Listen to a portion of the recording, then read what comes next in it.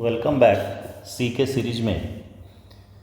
हम लोगों ने पिछली वीडियो में फंक्शंस देखे थे, इनपुट आउटपुट कि कितने हैं। अब इस सीरीज में आगे चलते हैं तो सबसे पहली बात आती है कि प्रोग्राम लिखा कैसे जाएगा, लिखने का स्टाइल क्या होगा। तो देखिए, सबसे पहले कोई भी प्रोग्राम यदि आप लिखिएगा तो इसके पहले कमेंट हम लोग देते हैं। तो कमेंट कैसे देते हैं, तो देखिए दो तरह के कमेंट्स यूज किए जाते हैं सी में। एक है जिसको कि मल्टी लाइन कमेंट के नाम से हम जानते हैं कि फ्रंट स्लैश एस्ट्रिक सिंबल देंगे और इसके बाद जो भी कमेंट देना है हम कमेंट लिख देंगे और फिर एस्ट्रिक सिंबल और फ्रंट स्लैश।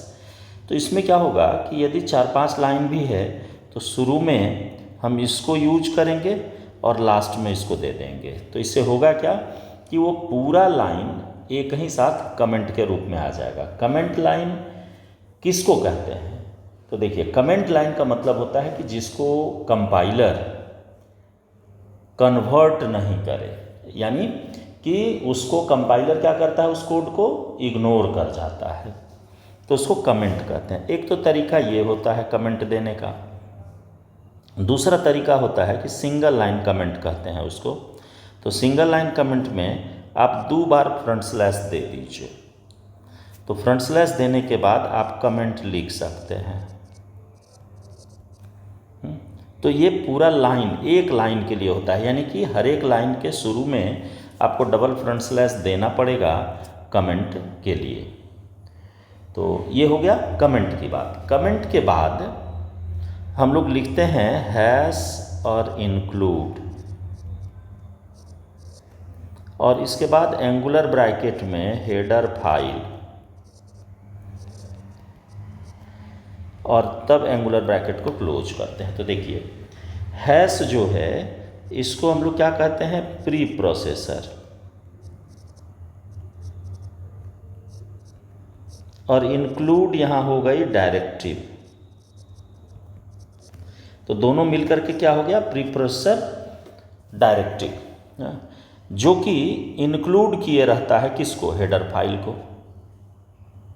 तो हेडर फाइल क्या है कि हेडर फाइल कलेक्शन है सारे फंक्शंस का, जो कि कैटेगराइज है अलग अलग नाम से। तो ये ऑब्जेक्ट फाइल होता है और वहाँ से ये कॉल होता है आपके प्रोग्राम में। इसके बाद कोई भी ग्लोबल वेरिएबल देना है तो हेडर फाइल के इंक्लूड करने के बाद आप दे सकते हैं वेरिएबल। हाँ, तो ग्लोबल वेरिएबल क्या है अब इसको समझ। तो ये ग्लोबल वेरिएबल का मीनिंग होता है कि वैसा वेरिएबल जो कि प्रोग्राम के अंदर एक से ज़्यादा फंक्शन भी बना रहे, तो उस हर एक फंक्शन में ये वेरिएबल अवेलेबल हो जाए। तो इसीलिए यहाँ पर ग्लोबल वेरिएबल बनाया जाता है ताकि ये ग्लोबल सेक्शन में रहे, किसी के पैरामीटर के अंदर नहीं रहे, लोकल सेक्शन में नहीं रहे, इसीलिए इसको बाहर बनाते हैं। ठीक है, ग्लोबल वेरिएबल डिक्लेरेशन। और इसके बाद हम लोग यूज करेंगे void main। By default int होता है, इंट मेन, लेकिन हमने यहाँ पर void यूज किया। void एक डेटा टाइप है जिसका मीनिंग होता है कि चूँकि देखिए डेटा टाइप है तो आपके दिमाग में एक बात तो आ जाएगी कि मेमोरी में ये भी जगह लेता होगा, लेकिन मेन के साथ जो void लगा हुआ है, या void सिंपली आप जानिए, उसका मेमोरी का कंजम्पशन नहीं होता है। हाँ, यानी कि ये अननोन होता है। तो अननोन होने के चलते void डेटा टाइप का वेरिएबल बना पाना पॉसिबल नहीं है। लेकिन void टाइप को हम लोग यूज करते हैं किसी भी फंक्शन के रिटर्न टाइप को इंडिकेट करने के लिए कि वो फंक्शन किसी भी तरह का वैल्यू रिटर्न नहीं कर रहा है, तो वहाँ पर हम लोग void यूज करेंगे। अब इसके बाद चूँकि फंक्शन मेन जो है वो स्टार्टर फंक्शन है, तो प्रोग्राम का एग्जीक्यूशन तभी स्टार्ट होगा जब हम मेन के अंदर कुछ भी लिखेंगे। अब देखिए, अब इस मेन फंक्शन में आने के बाद सबसे पहला काम होता है वेरिएबल का डिक्लेरेशन। तो इसको कहते हैं, जब किसी फंक्शन के अंदर कोई वेरिएबल बनाइएगा तो उसको कहा जाता है लोकल वेरिएबल। तो हम यहाँ लिख देंगे लोकल वेरिएबल डिक्लेरेशन। देखिए, यदि आप सी के कंपाइलर में प्रोग्राम को रन करिएगा तो यहाँ पर वेरिएबल आपको शुरू में ही डिक्लेयर करना होगा, लेकिन चूँकि हम लोग यूज करते हैं C++ के टर्बो C3 के कंपाइलर को, तो वहाँ पर ये दिमाग में रखिएगा कि वो C++ का कंपाइलर है और C++ में ये फैसिलिटी है कि आपको जहाँ ज़रूरत पड़ेगा उस जगह वेरिएबल डिक्लेयर कर सकते हैं। लेकिन सी में ये रिस्ट्रिक्टेड है, सबसे पहले आपको वेरिएबल ही टॉप में डिक्लेयर करना पड़ेगा, कोई भी फंक्शन रहेगा उस फंक्शन में। तो यहाँ पर वेरिएबल लोकल वेरिएबल डिक्लेरेशन होगा। अब इसके बाद आपको कोड लिखना है या बॉडी बनानी है मेन की, तो उसमें क्या हो जाएगा कि इनपुट स्लैश आउटपुट स्टेटमेंट्स, इसके बाद बीच में प्रोसेस आपको करना है, जो भी प्रोसेस करना है, और प्रोसेस के बाद फिर लास्ट में ज़रूरत पड़ने पर आप इनपुट या आउटपुट यूज कर सकते हैं स्टेटमेंट्स को। अब देखिए, और यहाँ पर इस मेन को क्लोज कर देंगे, यानी जहाँ तक हमको बॉडी बनानी है वहाँ तक हम यूज करेंगे और इसके बाद इसको क्लोज कर देंगे। और यूजर डिफाइंड फंक्शन का जो डिफिनेशन है वो ऑलवेज मेन के नीचे करते हैं, आप मेन के ऊपर भी कर सकते हैं यहाँ पर। तो यहाँ हम लिखेंगे कि यूजर डिफाइंड फंक्शन।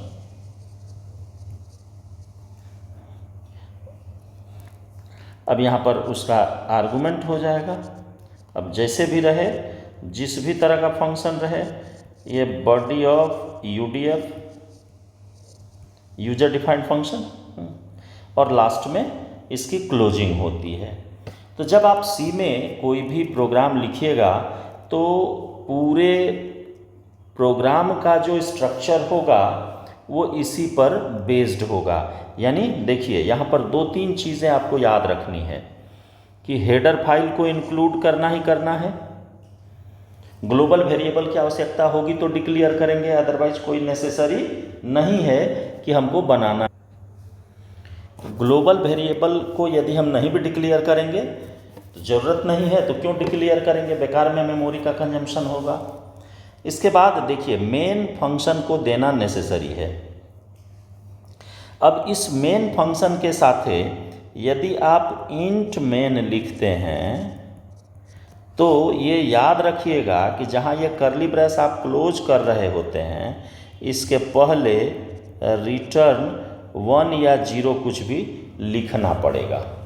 लेकिन यदि हम यहाँ वॉइड लगा रहे हैं तो देखिए, हमने नीचे यहाँ तक में कुछ नहीं दिया, यानी रिटर्न 0 की भी आवश्यकता नहीं पड़ेगी। वो ये समझ रहा है कंपाइलर कि इस फंक्शन के द्वारा किसी भी तरह का वैल्यू को रिटर्न नहीं किया जा रहा है। तो देखिए, इस मेन का, इस कर्ली ब्रेस का स्टार्टिंग यहाँ से हुआ मेन के लिए, और ये यहाँ पर इंड हुआ।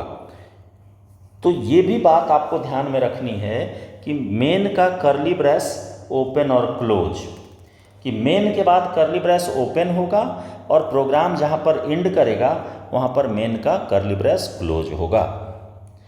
तो ये जो ओपनिंग और क्लोजिंग है कर्ली ब्रेस की, ये ब्लॉक का फॉर्मेशन करता है। ब्लॉक का फॉर्मेशन इन द सेंस कि ये मेन के बाउंड्री लाइन को बताता है कि मेन कहाँ से कहाँ तक के बॉडी को अपने अंदर समाहित किए हुए है। ठीक है, तो ये कर्ली ब्रेस जो क्लोज हो रहा है, इसको ध्यान में रखना है कि मेन यहाँ से चला और चलाया कहाँ तक, यहाँ तक।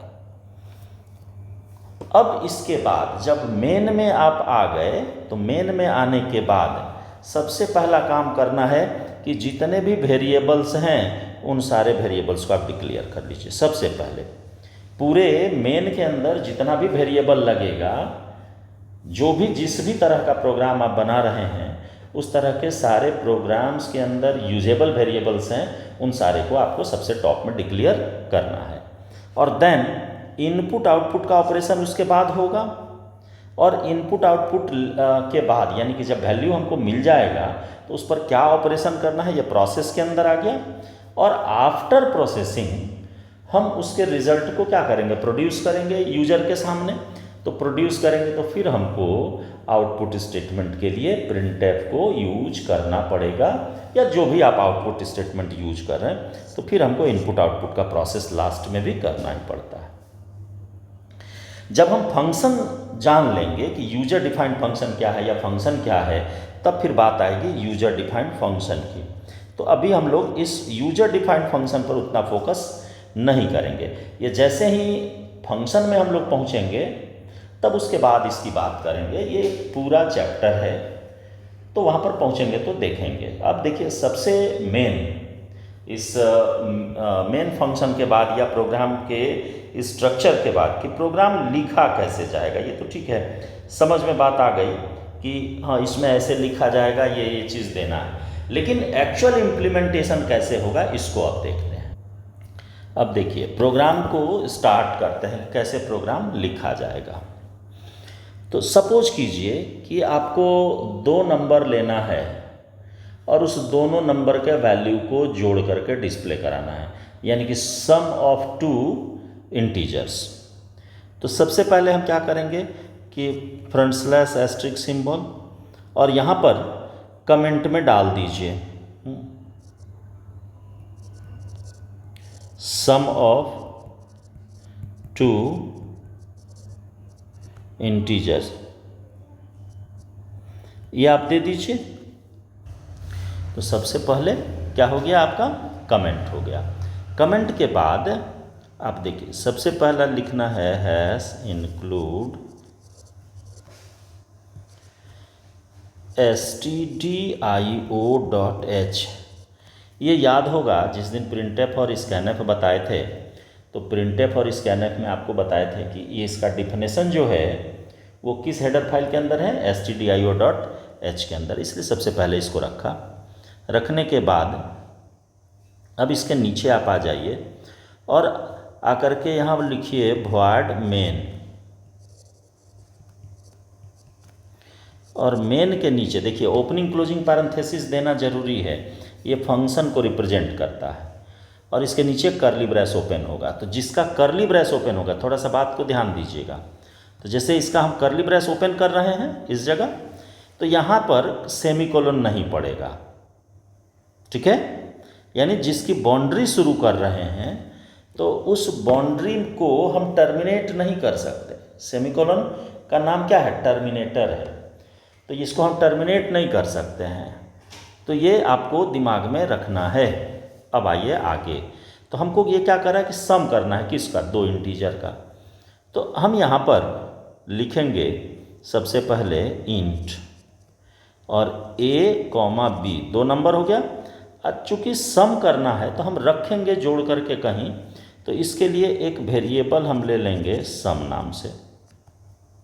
वेरिएबल हर हमेशा उस ऑपरेशन के अकॉर्डिंग रखना चाहिए जिसका आप काम कर रहे हैं।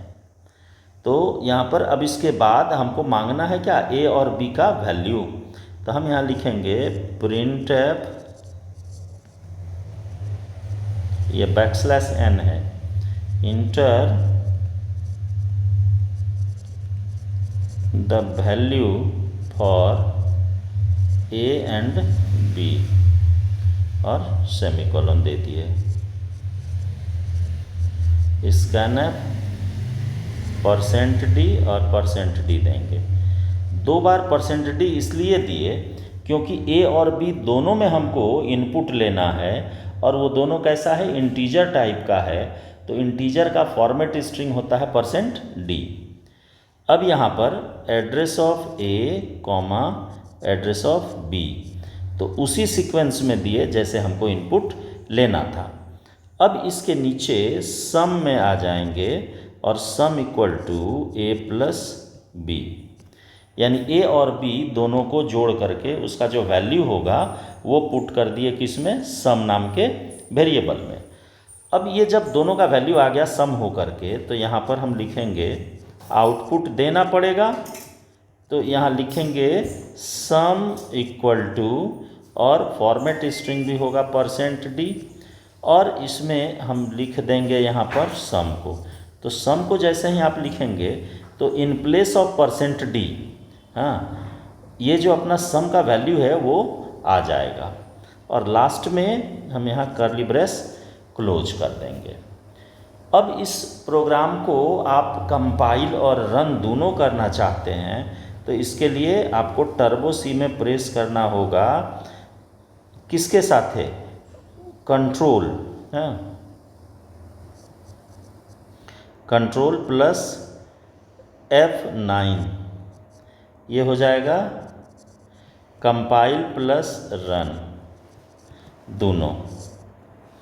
यदि सिर्फ आपको कंपाइल कराना है तो आप F9 प्रेस कीजिएगा तो ये कंपाइल कर जाएगा, और रिजल्ट को देखने के लिए, जिसको यूजर स्क्रीन कहते हैं, या तो आप नीचे गेट ch लगा दीजिए तो यूजर स्क्रीन पर आकर के ये रुक जाएगा, लेकिन यदि हम यहाँ ऑल्ट के साथ F5 प्रेस करें तो ये हमको यूजर स्क्रीन पर ला देता है। तो यूजर स्क्रीन यानी आउटपुट पर,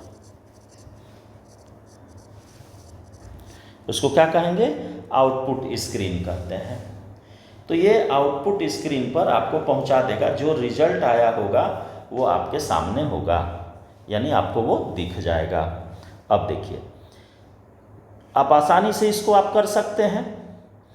अब इसमें बहुत सारा प्रोग्राम्स आएगा कि जैसे आपको ये दे कि आप कोई भी 3 डिजिट का एक इंटीजर लीजिए और उसको आप रिवर्स करके प्रिंट करिए।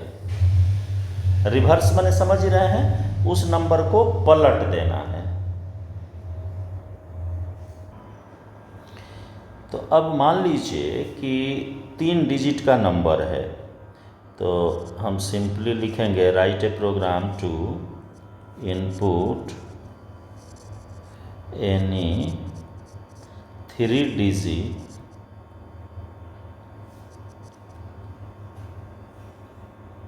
integer number and to print it in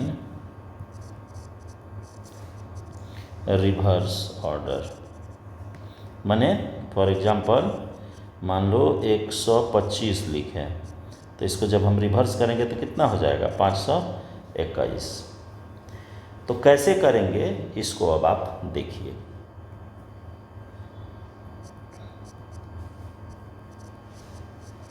hash include stdio.h और इसके नीचे void main, और यहाँ पर वेरिएबल आप ले लीजिए। देखिए कितना वेरिएबल हमको ज़रूरत पड़ेगा। एक तो वेरिएबल हो जाएगा नंबर के लिए, तो एक ले लिए n के बाद ले लेंगे हमको। देखिए यहाँ पर 2 तरीके से इसको निकाल सकते हैं। एक है कि डायरेक्ट मेथड से हम निकाल सकते हैं, और दूसरा है कि हम उसको एक एक कैरेक्टर एक एक डिजिट करके निकालेंगे और उसके बाद उसका कैलकुलेशन कर सकते हैं। तो हम पहले आपको डायरेक्ट मेथड से बताते हैं। तो यहाँ पर हम b एक वेरिएबल ले लेंगे, उसको रिवर्स करके रखने के लिए, ठीक है। अब देखिए, अब आगे चलते हैं। अब यहाँ पर सबसे पहला काम करिए कि देखिए कि इनपुट लीजिए नंबर को, printf इंटर एनी नंबर, या ऐसे इसको लिखिए कि inter any 3 digit integer.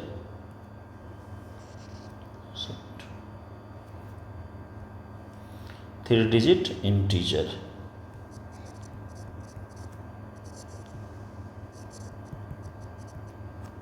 Three digits integer, bracket बंद और सेमीकोलन दे दीजिए। स्कैन करिए, %d एड्रेस ऑफ n में आ गया। अब आप क्या कीजिए कि इसको पहले तोड़िए। तो तोड़िएगा कैसे, तो अब वो तोड़ने के लिए आपको बताते हैं। तो देखिए b = हमको b में लाना है उसको रिवर्स करके। हाँ, तो सबसे पहला काम करना है कि जो फर्स्ट डिजिट आए, कैसे आएगा अब उसको थोड़ा सा समझिए। तो देखिए b = n को आप क्या कीजिए कि n मोड निकालिए 10 से। तो 10 से जो मोड निकालिएगा तो ये निकलेगा लास्ट डिजिट। तो लास्ट डिजिट और इसको आप गुना कर दीजिए 100 से। चूँकि उल्टा लेके चलना है तो अंतिम वाले को 100 से गुना करेंगे प्लस, फिर इसके बाद सेकंड लास्ट निकालिए। तो सेकंड लास्ट यानी कि मिडिल जो डिजिट होगा उसको कैसे निकालेंगे, तो देखिए n और बाई 10, तो लास्ट वाला डिजिट छूट गया और इसका मोड निकाल दीजिए 10 से। तो ये आपको दे देगा सेकंड लास्ट, और इसको आप गुना कर दीजिए 10 से और फिर प्लस करिए। और यहाँ n, तो साइज मेरा n ही है, नंबर तो n में है, तो n और इसको भागा दे दीजिए 100 से। तो ये लास्ट डिजिट निकल जाएगा और इसका सम करिएगा तो ये नंबर रिवर्स हो चुका होगा। ठीक है, कैसे होगा अब इसको समझिए। देखिए हम एक एग्जाम्पल लेकर के आपको बताते हैं। जैसे n में हम दे दिए 125। हाँ, कितना हो गया 125। अब 125 का आप मोड निकालिएगा 10 से, तो ये रिटर्न करेगा कितना 5। तो 5 रिटर्न करेगा, ये गुना हो जाएगा कितना से 100 से। तो हो गया कितना आपका वैल्यू 500। यानी यहाँ से यहाँ तक में ये वैल्यू कितना आ गया 500, ये आ गया। आप देखिए अब इसके बाद इसका कैलकुलेशन समझिए। n का वैल्यू है 125, इसको भागा 10 से देंगे तो इससे निकलेगा कितना 12, और 12 का फिर मोड कहता है निकालने के लिए। 10 से मोड निकाल रहे हैं 10 से, तो ये रिटर्न करेगा कितना 2। इसको गुना कर रहे हैं कितना से 10 से, यहाँ है ना ये 10 से गुना कर रहे हैं, तो 10 दूनी 20 और फिर प्लस करिए। तो ये यहाँ से यहाँ तक में हमको निकला कितना ये वाला value.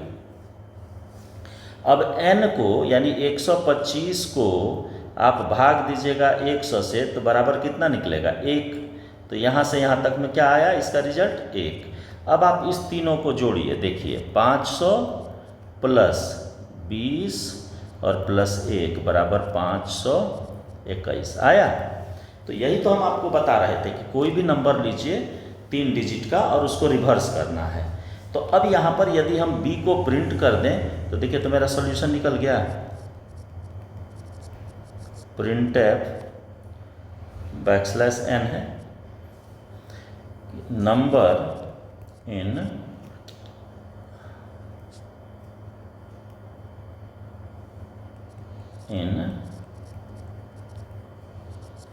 Reverse order equal to %d, और यहाँ पर b को प्रिंट कर दीजिए।